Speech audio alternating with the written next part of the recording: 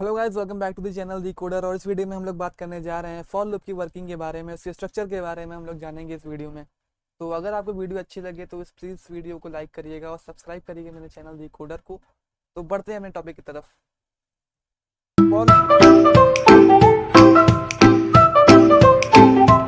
Loop के बारे में जानने से पहले हम लोग जानेंगे कि लूप होते क्या हैं। तो loop are control statements that executes a set of instructions repeatedly until a certain condition is fulfilled। इसका मतलब क्या है? लूप हमारी कंट्रोल स्टेटमेंट्स होती हैं जो कि बॉडी को एग्जीक्यूट कराती है, बॉडी के अंदर की स्टेटमेंट को एग्जीक्यूट कराती है तब तक जब तक कि हमारी कंडीशन जो है वो ट्रू रहती है। अब कंट्रोल स्टेटमेंट का काम क्या होता है? कंट्रोल स्टेटमेंट जो है हमारी वो लॉजिकल टेस्ट हमारी लेती हैं, लॉजिकल टेस्ट क्रिएट करती है जिसका आंसर जो हमेशा या तो यस होता है या तो नो, या तो ट्रू होता है या तो फॉल्स होता है। अगर ट्रू होता है तो हमारी जो लूप है वो बॉडी के अंदर आता है, अब बॉडी के स्टेटमेंट को एग्जीक्यूट कराता है। अगर फॉल्स है तो वो बॉडी के अंदर आए बिना लूप को खत्म कर देता है। ठीक है। अब हम लोग जानेंगे लूप के पार्ट्स कितने होते हैं। लूप के दो पार्ट होते हैं, पहला होता है बॉडी, दूसरा होता है कंट्रोल स्टेटमेंट। ठीक है। अब इन्हीं की पोजीशन के अकॉर्डिंग बॉडी और कंट्रोल स्टेटमेंट कभी आगे होता है, बॉडी पीछे होती है, बॉडी आगे होती है, कंट्रोल स्टेटमेंट पीछे होता है। इसके बेसिस पे दो टाइप ऑफ लूप हमारे होते हैं।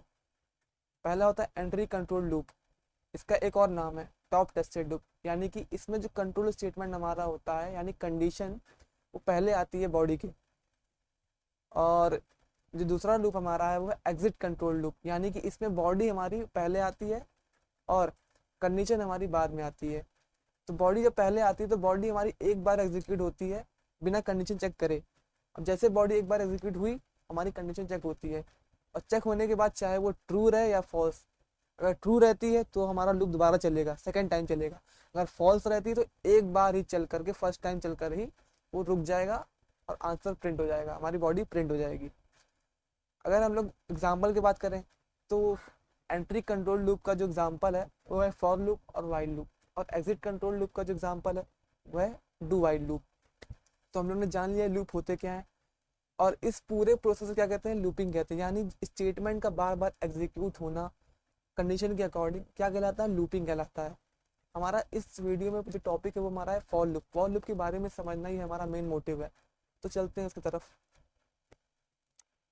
तो फॉर लूप का जो स्ट्रक्चर होता है बेसिक वो इस तरीके का होता है हमारा।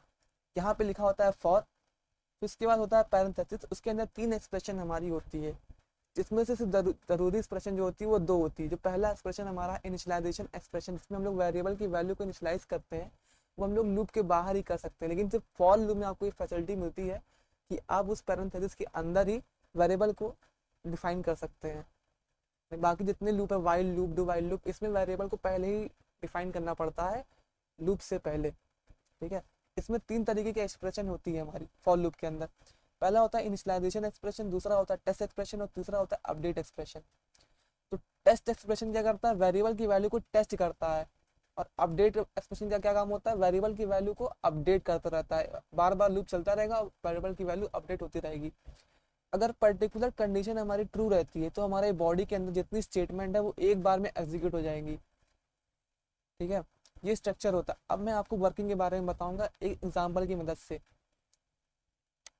तो ये हमारा एक एग्जांपल लिखा हुआ है, यहाँ पे लिखा है for int I is equal to 1, यानी आई एक इंटीजर, इसमें इसकी वैल्यू क्या है? हमारी 1 है। उसके बाद लगा हुआ है सेमी कॉलन, और लिखी हुई है हमारी test condition I less than equal to 5, फिर सेमी कोलन, और फिर लिखा हुआ है अपडेट एक्सप्रेशन जिसमें इंक्रीमेंट हो रहा है 1 का, आई प्लस प्लस यानी 1 का इंक्रीमेंट आई में। और ये हमारी बॉडी है, इसमें लिखा हुआ है print F hello. Print F जो हमारा कमांड है वो सी का कमांड है, मैं इसको सी के लिए आपको बता रहा हूँ, लेकिन जो इसका स्ट्रक्चर हर जगह ऐसा ही सेम होता है, मैं इसको सी के लिए आपको बताने जा रहा हूँ।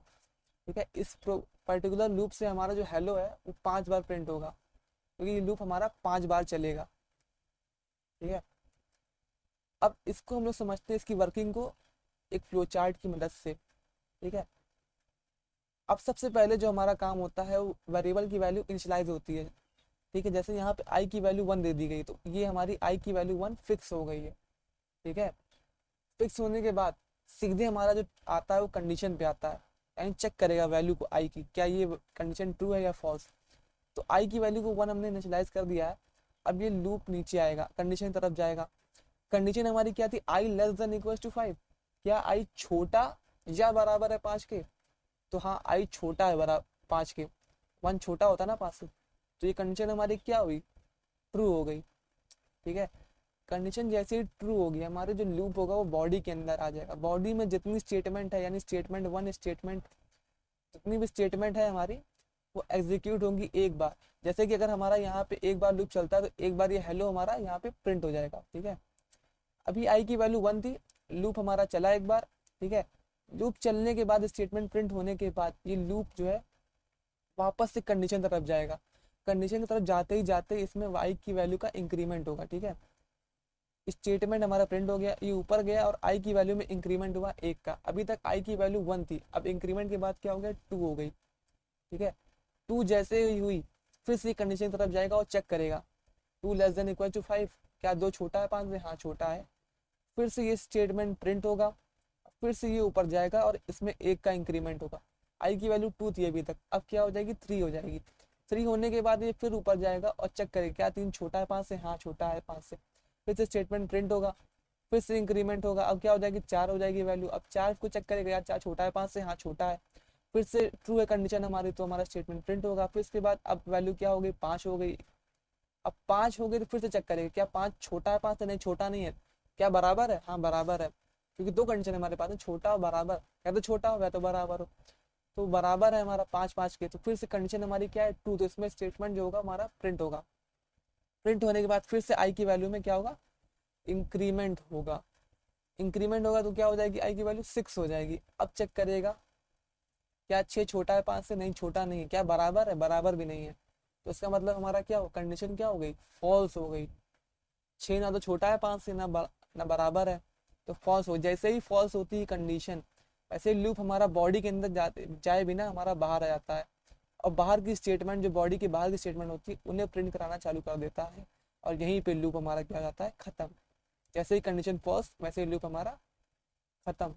हम लोग ने इस पूरे फ्लो चार्ट को अच्छी तरीके से समझ लिया है। ठीक है, अब हम लोग इस लूप को चला के देखेंगे और हेलो को 5 बार प्रिंट करवा के देखेंगे। ठीक है, तो हम लोग चलते हैं अपने VS कोड में, और यहाँ पे हमारा ये सी प्रोग्राम हमने बनाया है। अगर आप लोग नहीं जानते किस तरीके से हम लोग VS कोड में सी या C++ से कंपाइलर को सेटअप करते हैं, तो मैंने इसका लिंक, इस वीडियो का लिंक आई बटन में दे रखा है, तो आप वहाँ से देख सकते हैं। ठीक है, इस पूरे जो सेम हमने वहाँ लूप लिखा था उसको यहाँ पे कॉपी कर लिया है, और इसे सेव करके हम लोग इसे रन करवाते हैं। ठीक,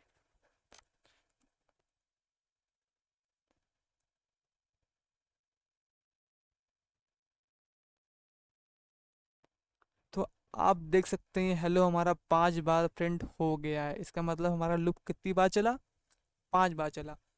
तो अगर गाइस वीडियो आपको अच्छी लगी हो तो प्लीज़ इस वीडियो को लाइक करिएगा और सब्सक्राइब करिएगा मेरे चैनल दी कोडर को। And thanks for watching.